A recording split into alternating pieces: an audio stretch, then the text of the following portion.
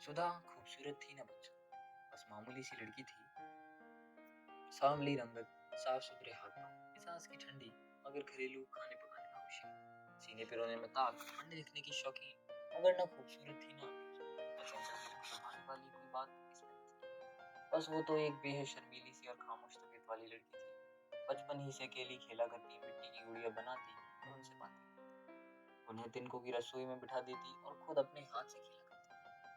जब कोई दूसरी लड़की उसके करीब आती तो गुड़ियों से बात करते करते चुप हो जाती। जब कोई शरीफ बच्चा उसका घरौंदा बिगाड़ देता तो खामोशी से रोने लगती, रोकर खुद ही चुप हो जाती और थोड़ी देर के बाद दूसरा घरौंदा बनाने लगती। कॉलेज में भी उसकी सहेलियां और दोस्त बहुत कम थे। वो शर्मीली तबीयत अभी तक उसके साथ चल रही थी, जैसे उसके माँ बाप की गरीबी ने बढ़ावा दे दिया। उसका बाप जीवन राम नाथू मिल वॉच मर्चेंट के यहाँ चांदनी चौक की दुकान पर 30 साल से सेल्समैन चला आ रहा था। उसकी हैसियत ऐसी न थी कि वो अपनी बेटी को कॉलेज की तालीम दे सके। उस पर भी जो उसने अपनी बेटी को कॉलेज में भेजा था महज इस ख्याल से कि शायद इस तरीके से उसकी लड़की को कोई अच्छा खामिद मिल जाएगा। कभी कभी उसके दिल में ये ख्याल भी आता था, मुमकिन है कॉलेज का कोई अच्छा लड़का ही उस पर आशिक हो जाए। मगर जब वो सुधा की सूरत देखता, झुकी हुई गर्दन, सिकुड़ा हुआ सीना, खामोश निगाहें और उसकी कम गोई का अंदाजा करता तो एक आह भरकर चुप हो जाता और अपना हुक्का गुनगुनाने। सुधा के लिए तो कोई बरखेर घार कर हिलाना होगा। मेरी मुसीबत ये है कि इस तरह के वर बड़ा जहेज दहेज मांगते हैं और उसकी हैसियत ऐसी न थी कि वो बड़ा तो क्या छोटा सा भी दहेज दे सके। जहन के बहाव में बहते बहते उसने ये भी सोचा कि आजकल मोहब्बत की शादी बड़ी सस्ती रहती है। अब मालिक राम की बेटी गोपी को ही देखो। बाप हेल्थ मिनिस्ट्री में तीसरे दर्जे का क्लर्क है, मगर बेटी ने एक लखपति ठेकेदार से शादी कर ली है जो उसके साथ कॉलेज में पढ़ता था। बाप क्वार्टरों में रहता है, मगर लड़की एयर कंडीशनर मोटर कार में बैठकर अपने मैके वालों से मिलने आती है। हाँ, मगर गोपी तो बहुत खूबसूरत है और हमारी सुधा तो बस ऐसी है जैसे उसकी माँ। उसके लिए तो किसी वर को घेरना ही पड़ेगा, जिस तरह सुधा की माँ और उसके रिश्ते वालों ने मुझे घेरा था। 2-3 जगह सुधा की माँ ने बात चलाई थी, मगर वो बात आगे न बढ़ सकी। मगर एक बार तो उसने बंद इतना मजबूत बांधा कि लड़का खुद घर चलकर सुधा को देखने आ गया, मगर सुधा उसके पसंद न आई। लड़का खुद भी कौन सा अच्छा था, मुंह चेचक मारा ठिगना सा उस पर हकलाता था, जामुन का सा रंग, मगर गोरी लड़की चाहता था और दहेज में एक स्कूटर मांगता था। यहाँ सुधा का बाप एक साइकिल तक न दे सकता था, इसीलिए मामला आगे चलता भी तो कैसे चलता। मगर ये सुधा के बाप को मालूम न था कि उस बदसूरत ठिगने के इनकार पर खुद सुधा कितनी खुश हुई थी। वो और उसके भी 2 बरसों में जो 2 लड़के उसे देखने आए, वो इनकार करके चले गए। उन सबकी सुधा किस कदर दिल ही दिल में शुक्रगुजार थी। वो ऊपर से जितनी ठंडी थी, अंदर से उतनी ही लावा थी। ये कोई नहीं जानता था कि सुधा के तख़य्युल की उड़ान कितनी ऊंची और वसी है। अपने तंगो तारीख सी दुनिया से बाहर निकलकर उसकी कल्पना कैसी कैसी सुंदर जगहों पर उसे ले जाती थी। इस बात को ना तो उसका बाप जीवन राम जानता था, ना उसकी माँ मकई जानती थी कि सुधा कितनी अजीब लड़की है। वो बाहर से मामूली रंग रूप की लड़की थी, मगर उसने अपने दिल के अंदर एक चमकती हुई जिंदगी छुपा रखी थी, जिस तरह लाल गुदड़ी में छुपा रहता है। और ये तो हमारी रिवायत है, क्योंकि अपने मैले कुचले बनिए को देखकर कभी ये एहसास नहीं होता उस आदमी के पास इतना सोना होगा। इसलिए तो वो शर्मीली थी। वो अपना भेद किसी को क्या बताती, शायद लोग उस पर हंसेंगे, और जो कुछ वो सोचती थी वो सब कितना अजीब होता था। ये कॉलेज की सुंदर सजीली लड़कियां अगर उसके हुस्न की मोहिनी देख लें तो धक से रह जाएं, और ये लंबी लंबी कारों वाले देवताओं की तरह इठलाते हुए नौजवान अगर उसके दिल की रॉकेट जहाज देख लें तो क्या हैरत में ना खो जाए। वो मेरी तरफ देखते भी नहीं और ठीक भी है। घर की धुली हुई शलवार और सलवटों वाली सिहाई कमीज पहनने वाली ऐसी लड़की को भला क्यों देखेंगे, तो मैं भी उन्हें क्यों बताऊंगी कि मैं क्या हूँ। तूने कैसी लड़की जनी है। जीवन राम कभी कभी मगही को सताने लगता है। हर वक्त चुप रहती है, हर वक्त निगाह नीची रखती है, हर वक्त काम में जुटी रहती है। उसके मुंह पर कभी हंसी नहीं देखी। अब कपूर साहिब की लड़कियों को देखो, हर वक्त फूलों की तरह महकती रहती है, हर वक्त घर को गुलजार बनाए रखती हैं। और एक सुधा, जीवन राम अखबार पटक कर चुप हो जाता है। मगही 12 आने सेर वाला भात और चने की पतली दाल उसके सामने रखती हुई कहती, उन बच्चियों की बात मत करो। उन बच्चियों का बाप सुपरिटेंडेंट है, 400 रुपए घर लाता है। मेरी बच्ची के पास सिर्फ 2 कमीज हैं और कपूर साहब की लड़की ही दिन में 2 सूट बदलती है। कभी ये भी सोचा है? जीवन राम दांत पीस कर सकता। उसके दिल में बहुत से सवाल उभरते। ये चावल इतने मोटे क्यों? ये दाल इतनी पतली क्यों है? इसकी बीवी हर वक्त ऊंची खसोटी सी क्यों नजर आती? उसकी बच्ची हर वक्त चुप क्यों रहती? लोग दहेज में स्कूटर मांगते हैं। बहुत से सवाल पतली दाल के चनों की तरह उसके दिमाग में फुदकने लगते, मगर जब उन सवालों का कोई जवाब न मिले तो उन्हें पतली दाल की तरह पी ही जाना चाहिए। एक पास करा कि जीवन राम ने सुधा को कॉलेज से उठा लिया। मैं अफोर्ड नहीं कर सकता, उसने अपने साथी तोताराम से कहा, जो सेवा मील भूल क्लॉथ मर्चेंट के यहाँ नौकर था। वो बड़ी आसानी से ये भी कह सकता था कि कॉलेज में पढ़ाने की मेरी हैसियत नहीं, मगर हैसियत लफ्ज कितना साफ और खुला हुआ है, जैसे किसी ने सर पर 7 जूते मार दिए हों। और अफोर्ड में कितनी गुंजाइश है। वैसे अपनी जबान में कभी कभी देसी और अजनबी अल्फाज भी इस्तेमाल कर लेने से कितनी पर्दा पेशी हो जाती है। बिल्कुल ऐसे जैसे घर में कोई अजनबी आ जाए तो घर के लड़ाई झगड़े पर उसी वक्त पर्दा पड़ जाता है। तुम्हारी बेला तो अभी कॉलेज में पढ़ती है ना? उसने तोताराम से पूछा।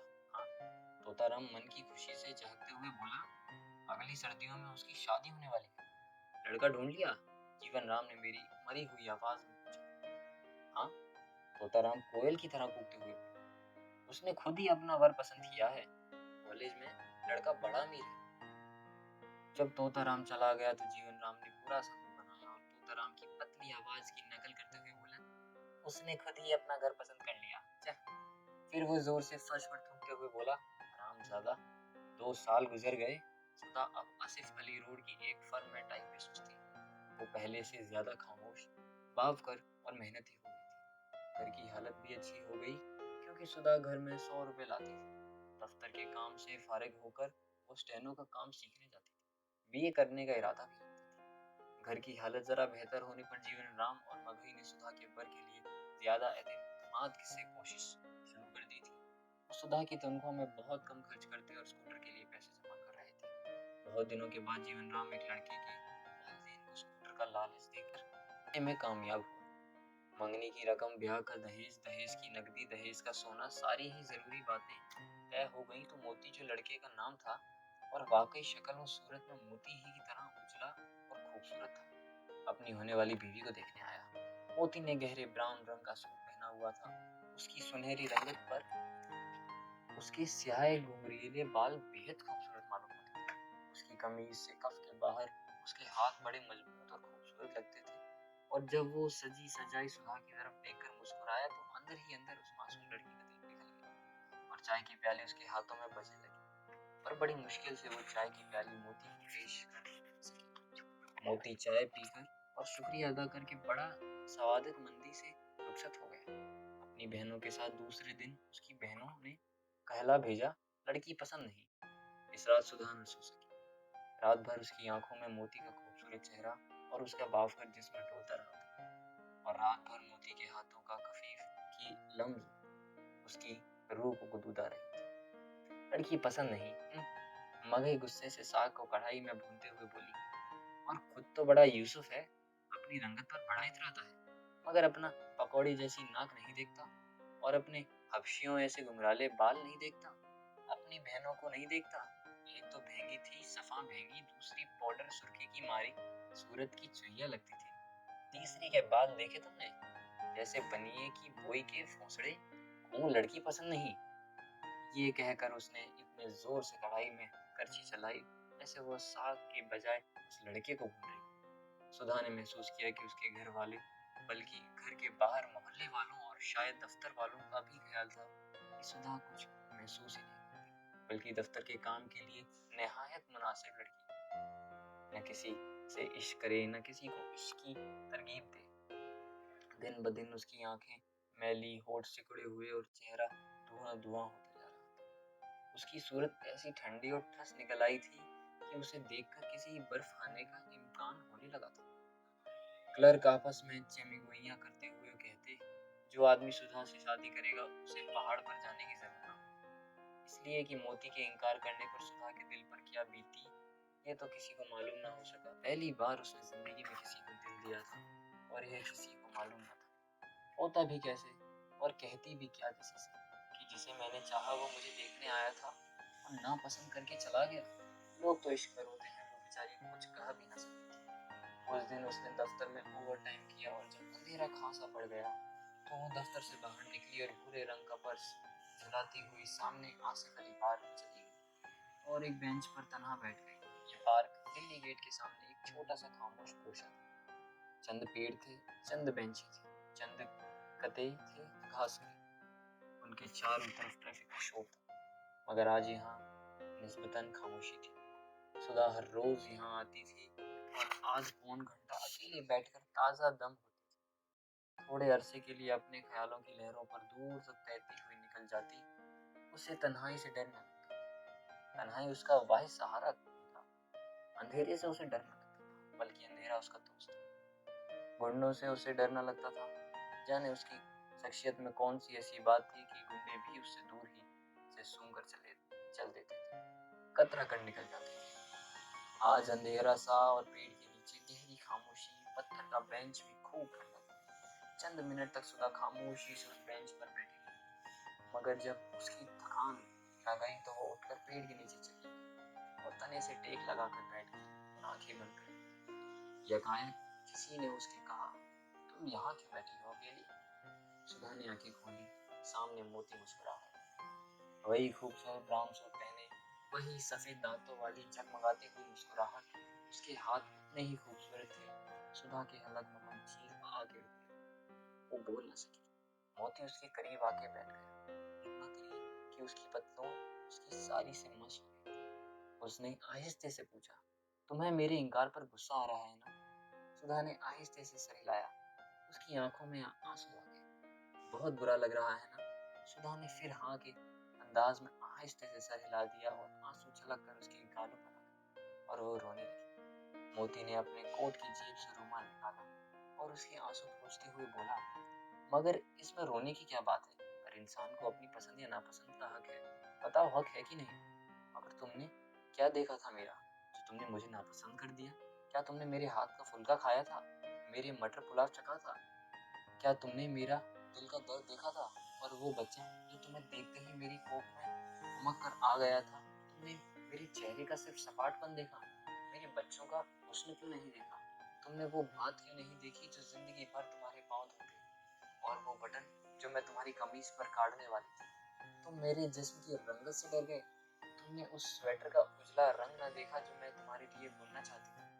मोती, तुमने मेरी हंसी नहीं सुनी, मेरे आंसू नहीं देखे, मेरी उंगलियों के लम्स को अपने खूबसूरत बालों में महसूस नहीं किया, मेरे कंवारे जिस्म को अपने हाथों में लरजाते हुए नहीं देखा, तो फिर तुमने किस तरह मुझे नापसंद कर दिया था? अरे, इतनी लंबी तकरीर वो कैसे कर गई? इतना सब कुछ वो कैसे कह गई?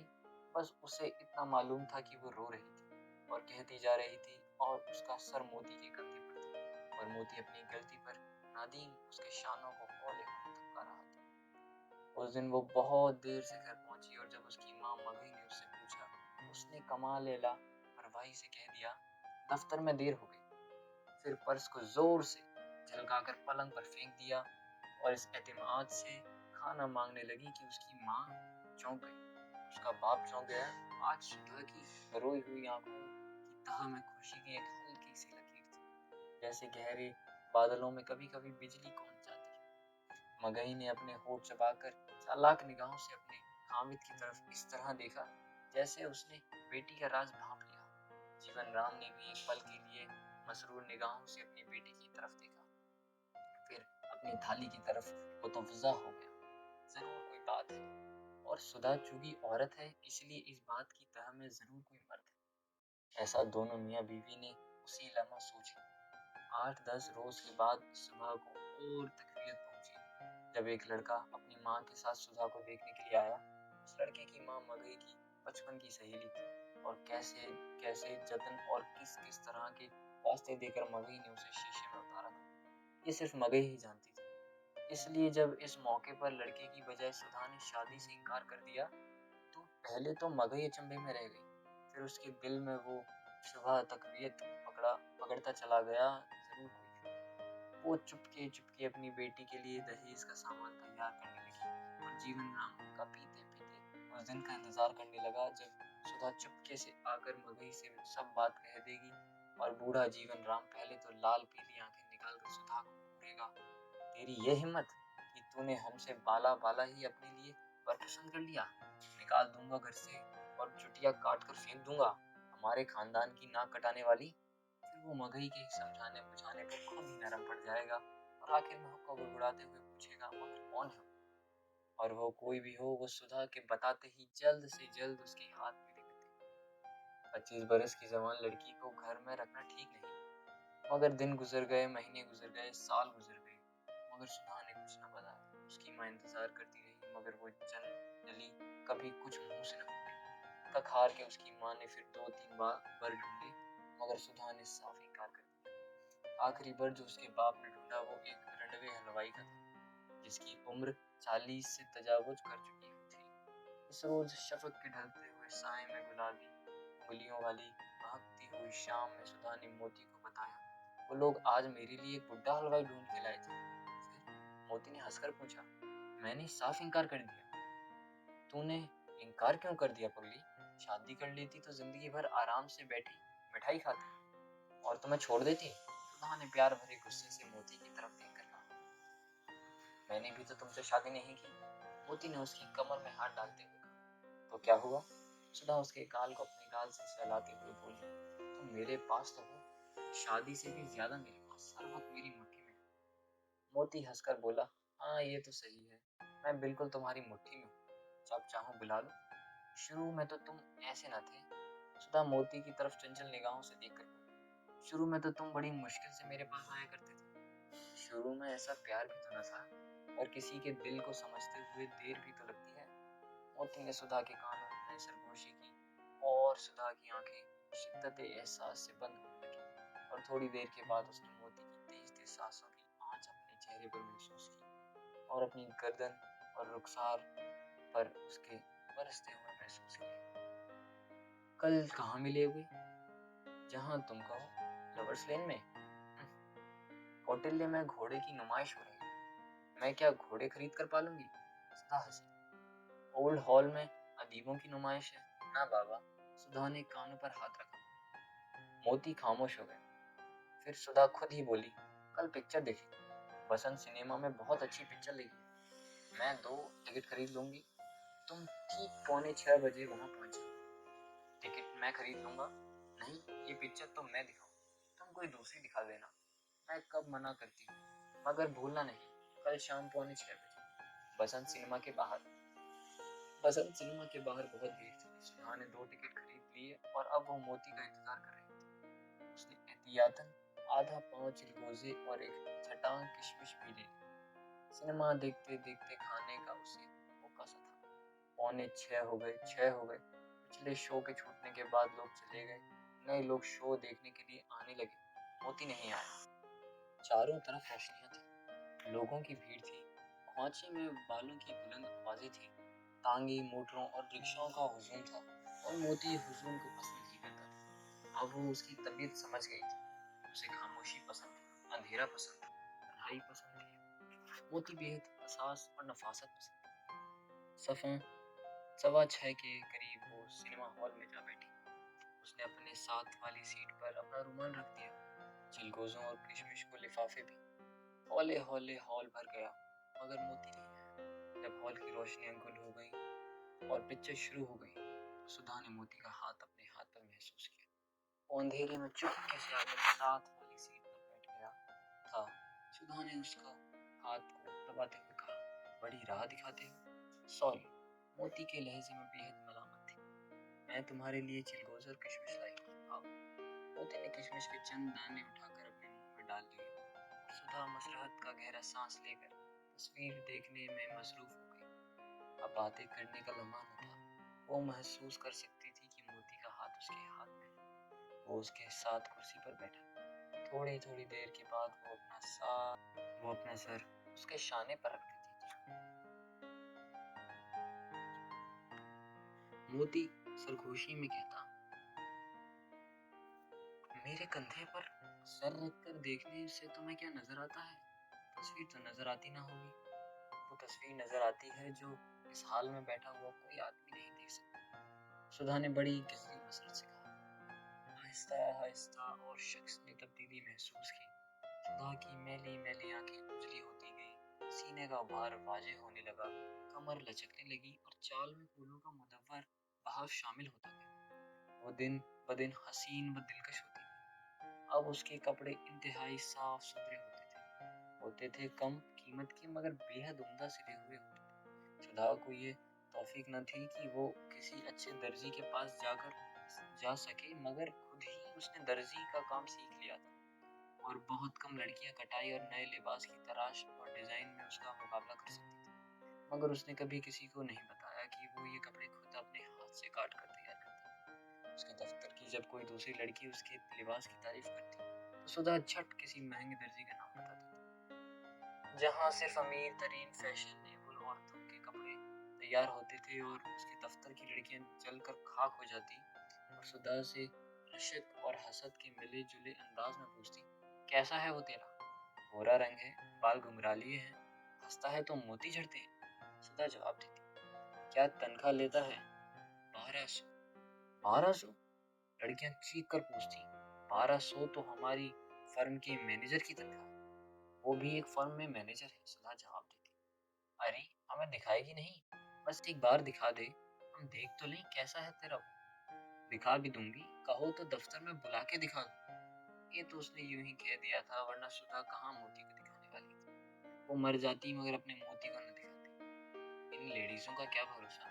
मगर सुधा ने दफ्तर में बुलाने की धमकी इस कामिल एतमाद से दी थी कि इससे आगे पूछने की हिम्मत लड़कियों को ना हुई और वो जल कर खामोश रही। सुधा का बूढ़ा बाप कुड़ कुड़ कर मर गया क्योंकि सुधा शादी न करती और मोहल्ले वाले तरह तरह की चिंगोनियां करते थे और सुधा का बाप अपनी बेटी को कुछ न कह सकता था क्योंकि सुधा जवान और बालिग थी और खुदम खुद मुख्तार भी थी। जब वो घर में 200 रुपए लाती, सुधा का बाप मर गया और उसके मरने के बाद अगले चंद सालों में सुधा के भाइयों की शादियां हो गईं और वो लोग अपनी अपनी बीवियां लेकर अपनी अपनी मुलाजमतों के ठिकानों पर चले गए। फिर उसकी छोटी बहन दीजे की भी शादी हो गई। फिर उसकी माँ भी अपनी बड़ी बेटी के कवार बने के गम में सुलग सुलग कर मर गई और सुधा इस गम में अकेली रह गई।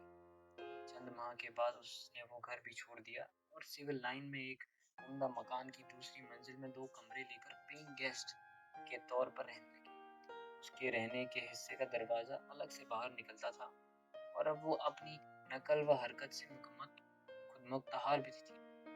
अब वो 35 बरस की हो चुकी थी मगर मुश्किल से 30 बरस की मालूम होती थी। उसके होठों पर हर वक्त मुस्कुराहट खेलती रहती और आंखों में खुशियों के साए नाचते रहते। वो पहले से ज्यादा संजीदा और बावकर हो गई थी। वो स्टेनो भी हो गई थी। उसने बीए भी कर लिया था। उसकी तनख्वाह भी बढ़ गई और किताबों पढ़ने का शौक भी। अब वो खुशहाल और आरामदेह और सुकून आमेज जिंदगी बसर कर रही थी। कई साल से वो अपनी मांग में सिंदूर भर रही थी और माथे पर सुहाग की बिंदियां सजाती और लोगों को ये तो मालूम न था कि उसकी शादी कहाँ हुई है और कौन उसका खामिद है, मगर लोग इतना जानते थे कि कोई उसका है जिसके साथ वो अपनी शामें गुजारती। बल्कि लोग तो यहाँ तक कहते सुने गए कि जो कोई भी है वो उसकी पन कुछ वजहों हैं जिनकी वजह से उन दोनों की शादी नहीं हुई। मगर वो दोनों हर शाम की तन्हाइयों में मिलते हैं और जब दुनिया सो जाती है और जब कोई किसी को नहीं देखता, जब चारों तरफ नींद गालिब आ जाती है, उन गनूदगी से लबरेज लम्हों में कोई सुधा के यहाँ आता है, हौले से दरवाजा खटखटाता है और खामोशी से अंदर आ जाता है। लोगों ने उसे देखा नहीं था मगर लोगों का ख्याल यही था। वो सुधा से कुछ कहते नहीं थे क्योंकि सुधा अब एक संजीदा और बावकर औरत बन चुकी थी और जिसके माथे पर सिंदूर का ये बड़ा टीका जगमगाता हो उसे कोई क्या कह सकता। वो शाम सुधा की 40वीं सालगिरह की शाम थी और वो कई वजहों से सुधा को कभी नहीं भूलती। सुधा मोती को मथुरा रोड के जापानी गार्डन में ले गई थी जिस पर बाग की बजाय किसी खूबसूरत मंजर का सुबह होता था। शफक ने चोट खाई हुई औरत की तरह अपना मुंह छुपा लिया था और रात की सांवली जुल्फें उफ पर बिखेर दी थी। हौले हौले ताने नमूदार होने लगे। आज सुधा बहुत खामोश थी। मोती भी चुपचाप सा था। वो अब भी उसी तरह खूबसूरत था जैसे जवानी में था। अब भी वो हर रोज उसी ब्राउन सूट में अगर सुधा से मिलता था कि सुधा का हुक्म यही था। उसे देखकर ये गुमान होता था कि मोती पर जिंदगी के बहाव ने और वक्त के घाव ने ज्यादा निशान नहीं छोड़े, सिर्फ कनपटियों पर सफेद बाल आ गए हैं और जो उसे सूरत को और भी बावकर और बाजी बनाते थे। और वो एक घड़ी लेकर चलता था और उसकी 50वीं सालगिरह पर खुद सुधा ने उसे तोहफे में दी थी। वरना इसके अलावा उसकी सूरत शक्ल में, किरदार और गुफ्तार में किसी तरह का फर्क ना है। वो पहले ही की तरह इतना हसीन, दिलकश और दिलनवाज था कि उसे देखते ही सुधा के दिल में खतरे की घंटियां बजने लगती। इतना वक्त गुजर जाने के बाद आज भी उसे देखकर सुधा का दिल इतने जोर से धक धक करने लगा था जितना कि पहले रोज। मोती ने आहिस्ते से पूछा, तुमने मुझसे शादी क्यों नहीं की? एक दफा इनकार करने के बाद सुधा ने बोले से कहा, तुमसे शादी नहीं की जा सकती थी, सिर्फ मोहब्बत की जा सकती, सिर्फ मोहब्बत की जा सकती। अब तुम ये कैसे जान सकोगी कि जिस दिन तुमने इनकार किया था उसी दिन से तुम मेरे हो गए थे? इतना जानने के लिए औरत का दिल चाहिए। मोती खामोश रहा, बहुत देर के बाद बोला, आज तो तुम 40 साल की हो चुकी हो, क्या तुम्हें अफसोस नहीं होता कि तुमने मुझसे शादी नहीं की? ये सुनकर सुधा भी खामोश हो गई।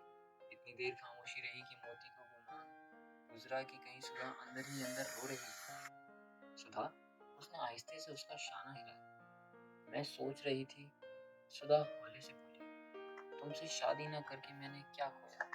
क्या कोई शाम ऐसी थी जो मैंने तुम्हारे साथ ना गुजारी हो? सोचो तो कहाँ कहाँ हम नहीं गए, जहाँ जहाँ मैंने तुम्हें बुलाया क्या तुम वहाँ नहीं पहुँचे? और जिस वक्त भी बुलाया क्या उसी वक्त सब काम छोड़कर तुम नहीं आए? पर शादी का नाम रिफाकत है तो वो मुझे हासिल है।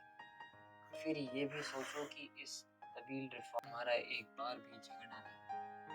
मैंने तुम्हें हमेशा मेहरबान और मुस्कुराते हुए, साला साल जब मेरे हाथों को तुम्हारे हाथों की जरूरत हुई, उनके लम्स की गर्मी मैंने अपने जिस्म के रोए रोए में महसूस की। तुम्हारे फूल मेरी जुल्फों में रहे, तुम्हारे बॉस मेरे होठों पर, तुम्हारी वफा मेरे दिल में। क्या कोई औरत मोहब्बत में इससे ज्यादा पा सकती है? सुधा ने गहरी मसरहत से अपने आप को मोती के बाजुओं में ढीला छोड़ दिया और फिर उससे महसूस हुआ कि मोती के 2 बाजू नहीं बल्कि 4 बाजू, बल्कि शायद 6 बाजू हैं, 8 बाजू। और वो अपने जिस्म और जहाँ के रग और रेशे में उसके बाजुओं को महसूस कर रही थी जो उसे भींच कर अपने सीने से लगा रही थी। और सुधा ने अपने आप को अपने उनकी पी के लम्ब से कली खिलकर फूल बन जाती है। मदमाते तारों में झुरमुट में सब्ज झालरों वाले पेड़ों की ओट से चांद ऊपर आया था और अब चांद उसके बालों में था, उसकी आंखों में था, उसके होठों में था, उसके दिल में था और लहर दर लहर रवा था। हाय मेरे मोतीचूर, मेरे मोतीचूर, मेरे मीठे लड्डू, मैं तो मर गई तेरे लिए। थोड़ी देर के बाद जब सुधा ने आगे खोली तो उसका पूरा मुसरत गनूद की आमेज चेहरा बता रहा था कि उससे अभी अभी मोहब्बत की गई है। वो शाम, वो रात सुधा को कभी नहीं भूलेगी क्योंकि वो रात मुकम्मल थी और उन दोनों की जिंदगियां मुकम्मल थी। जैसे वक्त और उम्र, चांद और सूरज जब एक साथ एक दायरे में मुकम्मल हो जाएं और जज्बे की एक बूंद भी झलक कर बाहर आ जाने की जरूरत महसूस ना करे, ऐसे लम्हे कब किसी की जिंदगी में आते हैं। और जब आते हैं तो इस शिद्दत से अपना तसुर छोड़ जाते हैं कि इंसान महसूस करता है कि शायद मैं अब तक जिया ही इस लम्हे के लिए था। शायद कुछ इसी तरह सुधा ने इस लम्हे में महसूस किया और फिर कभी इस तरह महसूस नहीं किया, क्योंकि इस वाक़ये के चंद दिन बाद उसके दफ्तर का मैनेजर तब्दील हो गया और जो मैनेजर उसकी जगह आया उसे सुधा सख्त नापसंद करने लगी थी। एक तो वो बड़ा बदसूरत था, किसी जमाने में उसका रंग गोरा जरूर रहा हो, मगर अब तो पुराने तांबे का सा था और मोटी नाक पर मुसलसल शराब नेशी से नीली बरीदों का जाल सा फैला था। और सुधा को अपने नए मैनेजर की नाक देखकर हमेशा गुमान होता कि यह नाक नहीं, एक इंजीर है जो अभी बातें करते करते उसके सामने फट जाएगी। उसके गाल जबड़ों पर लटक गए थे, आंखों के नीचे स्याह गड्ढे पड़ गए थे, सर के बाल उड़ गए थे और जब वो बात करता तो ऐसा मालूम होता कि जैसे कोई मेढक किसी काई भरे तालाब के अंदर से बोल रहा हो। अजीब सी घिन थी सुधा को उससे, लेकिन मुसीबत ये थी कि अब दफ्तर में इतने साल से काम करते करते वो हेड स्टेनो बन चुकी थी और उसे दिन भर मैनेजर के कमरे में रहना पड़ता था और इससे उससे इम्तियाज कोफत होती थी। लेकिन इंतहाई खौफत होती थी, लेकिन इससे ज्यादा खौफत उसे यह सोचकर होती थी कि उसने इस बदसूरत इंसान को इससे पहले भी कहीं देखा, जैसे ये सूरज जानी पहचानी, मगर कहाँ। जहन और हाफिजे पर जोर देने से भी उसे उसकी याद ना आती थी। देखा होगा इस मरघल्ले को कनॉट पैलेस में चक्कर काटते हुए कहीं, सुधा अपने आप को समझाते हुए कहती, मगर फिर कभी वही मैनेजर किसी फाइल को खुद उठाकर सुधा की मेज पर रखते हुए अपने हाथों से ऐसे जुम्बिश करता कि सुधा का जहन बेचैन हो जाता और वो सोचने लगती, कौन था वो, किससे इसकी यह हरकत मिलती, क्या मेरे मरहूम बाप से, मेरे किसी भाई से। ऐसी हरकत मुझे कुछ याद दिलाती, मगर क्या। और करने पर भी वो किसी नतीजे पर ना पहुंच सकती और फिर अपना काम करने लगती, मगर दिन भर उसके दिल में एक खालिश सी होती रहती। पहली तारीख को जब तनख्वाह पहली तारीख को जब तनख्वाह बढ़ चुकी और लोग अपने अपने घरों को चले गए, तो नए मैनेजर ने सुधा को किसी काम से रोक लिया और उसे अपनी मेज के सामने कुर्सी पर बिठा लिया। फिर उसने एक कैबिनेट खोलकर उसमें से एक गिलास निकाला और विस्की की बोतल और सोडा का पहला पैक वो गटागट चला गया। सुधा उसे हैरत से देखने लगी और गुस्से से उठकर जाने लगी कि मैनेजर ने निहायत नरमी से उसका हाथ पकड़कर उसे जाने से बाज रखा और बोला, आज जब तुम्हारी तरक्की की फाइल मेरे सामने आई तो मुझे मालूम हुआ कि इस दफ्तर में सबसे पुरानी मुलाजिम तुम हो। ये बड़ी खुशी की बात है। सुधा चुप रही। तुम्हारा नाम सुधा है ना? मैनेजर बड़ी बेचैनी से बोला। सुधा बड़ी हैरत से उसकी तरफ देखने लगी। इतने दिन से मेरे साथ काम कर रहा है, क्या ये मेरा नाम भी नहीं जानता? आखिर उसे क्या हुआ है?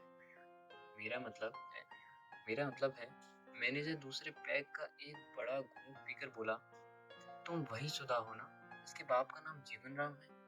सुधा बड़ी तुरशरोई से बोली, हाँ, मेरे बाप का नाम भी फाइल में लिखा गया है, फिर मुझसे पूछने की जरूरत क्या है? वो तकरीबन उठते उठते बोली, बैठो बैठो। मैनेजर ने फिर उसकी मिन्नत करते हुए कहा, तुमने मुझे पहचाना नहीं? वो उसकी तरफ गौर से देखते हुए कहने लगा, नहीं। वो गुस्से से बोली, तुम अपने बाप के साथ मोहल्ला जिनिंदा में रहती थी ना? हाँ। मैं एक रोज तुम्हारे घर आया था, तुम्हें देखा भी था, तुमसे बातें भी की थी। मैं एक रोज तुम्हारे घर आया था, तुम्हें देखा भी था, तुमसे बातें भी की थी। बुढ़े मैनेजर ने सुधा से कहा, अब तुम एक खूबसूरत औरत बन चुकी हो, मगर जब तुम ऐसी न थी, जब तुम एक मामूली सी लड़की थी और मैंने तुम्हें देखा और तुमसे बातें भी की थी। कब कब? सुधा बेचैनी से बोली। बुढ़ा मैनेजर देर तक सुधा को देखता रहा, आखिर आहिस्ते से बोला, मैं मोती हूँ। सुधा सन्नाटे में आ गई। मैं बड़ा मैं बड़ा बदनसीब था जो तुमसे शादी न की। मैं तुम्हें अच्छी तरह से देख न सका, समझ न सका। इन चंद लम्हों में कोई क्या जान सकता था, क्योंकि एक सूरत जिल्द के अंदर भी तो पोशीदा रहती है। मैं नौजवान था, दौलत और गोरे रंग का लालची। जो बीवी मुझे मिली वो दौलत भी लाई थी और सफ़ेद चमड़ा भी, और इसके साथ एक मगरूर, बदमिजाज, जालिम और बेवफा तबीयत दिलाई थी। चंद सालों में ही मेरे 5 बच्चे हो गए। उनमें से कितने मेरे थे मैं कह नहीं सकता, मगर लोग तरह तरह की बातें बनाते थे और मैं सुनता था और पीता था और दूसरी औरतों के पास जाता था। फिर जहर बीमारी का और शराब का और नाकामी का और बेमहरी का मेरी रग रग में फैल गया और मैं वक्त से पहले बूढ़ा हो गया और बुझ गया। अब वो मर चुकी है, इसलिए मैं उसे कुछ न कहूँगा, और उसे कहूँ भी क्या? कसूर तो मेरा है, मेरी नाकों का मेरी नाकों का जो तुम्हें पहचान न सकी। मेरी आंखों ने एक हीरा देखा और पत्थर समझकर फेंक दिया। क्या तुम मुझे किसी तरह माफ नहीं कर सकती? क्या तुम मुझसे शादी नहीं कर सकती? मेरी उम्र ज्यादा नहीं है, मुझे तो मोहब्बत भी नहीं मिली जिसके लिए मैं सारी उम्र तरसा रहा। वो कहे जा रहा था और वो फटी फटी निगाहों से उसे देख रही थी और उसका जी चाहता कि वो उससे कहे, अब तुम आए हो बूढ़े बदसूरत और गंजे होकर, खौफनाक बीमारियों का शिकार, अब तुम मुझसे शादी के लिए कह रहे हो? मगर मैंने तो अपनी सारी जिंदगी तुम्हें दे दी और तुम्हें मालूम तक ना हुआ कि मैंने अपनी सारी जवानी तुम्हारे तसव्वुर में खो दी और जिंदगी की हर बहार तुम्हारे ख्याल में गवा दी और शबाब की हर मचलती हुई आरज़ू तुम्हारी एक निगाह के लिए लुटा दी। जिंदगी भर मैं सड़कों पर अकेली चलती रही तुम्हारे साए के साथ, अंधेरे पार्कों में बैठी रही तुम्हारे तस्वुर के साथ। मैंने मैंने खुद अपने हाथ से खर्च करके तुमसे साड़ियों के तोहफे लिए, तुम्हारा जेवर पहना, अपनी मेहनत का खून करके सिनेमा देखा और अपने साथ की सीट खाली रखकर मेरा बाप मर गया। मेरी माँ मर गई और मेरी कोख के बच्चे मुझे दूर ही दूर से बुलाते रहे और मैं किसी के पास न गई। तुम्हारे ख्याल का हिर्ज़े जा बनाए अपने गंवारपन के 40 साल आंखें कान और होठ बंद करके तुम्हारी आरज़ू में बिता दिए थे। मैं कितनी खुश थी, कितनी मग्न थी। मैंने तो तुमसे कभी कुछ न मांगा, न शादी का फेरा, न सुहाग की रात, न बच्चे का तबस्सुम। बस सिर्फ एक तस्वुर, एक झलक, एक अक्स ए रुख ए यार ही तुमसे मुस्तहार लिया था और तुम आज उससे भी जहन्नुम की चिता में जलाने के लिए मेरे शहर में चले आए हो। मगर सुधा मोती से कुछ ना कह सकी। वो मेज पर सर रखकर फूट फूट कर रोने लगी और जब मोती ने उसका हाथ थामना चाहा तो वो गुस्से से झुंझला गई और उसका हाथ झटक कर कमरे से बाहर चली गई। बाहर निकलकर सीढ़ियों से नीचे उतर गई। मोती उसे बुलाता ही रहा। वो भागकर सड़क पर जा पहुंची। सड़क पर अंधेरा था मगर फिर भी बिजली की बत्तियों की इतनी रोशनियां थी कि लोग उसके आंसू देख लेते, मगर उसने किसी की परवाह न की और वो रोते हुए आगे बढ़ गई। आसिफ अली पार्क के करीब पहुंचकर वो टिटकी। एक लम्हे के लिए उससे ख्याल आया कि वो पार्क के अंदर जाकर किसी पेड़ के तने से सर टेक कर बैठ जाए, मगर फिर उसने सोचा बेसूद है, सब बेसूद है। मेरे ख्यालों का शहजादा अब वहां ना आएगा, अब वो कभी मेरे पास ना आएगा। जब वो ये कुछ सोच रही थी तो उसने अपनी माँ का सिंदूर मिटा डाला और सुहाग बिंदिया कुरच ली और पार्क की रेलिंग पर अपनी सारी चूड़ियां तोड़ डाली, इस यकीन के साथ कि अब वो सारी उम्र के लिए बेवा हो चुकी है।